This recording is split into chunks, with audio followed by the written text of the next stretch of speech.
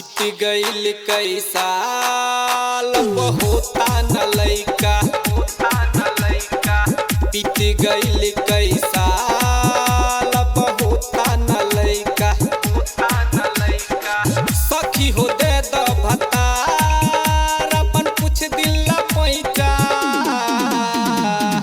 मांगला सब पैचा पैचा कुशीनगर के लइका मांगेला सब पैचा पैचा कुशीनगर के लइका ज चला दो सुतल भगिया जगा दो राइटर दिलीप के झांगुर समझा दो तनी गरज चला दो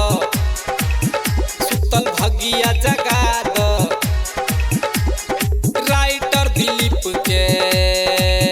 रोशन तू समझा दो राम सूरत या सुजीत सुनील बाड़े लइका मांगेला सब पैचा पैचा कुशीनगर के लइका कहे सुजीत बार बार बहोई तहर लइका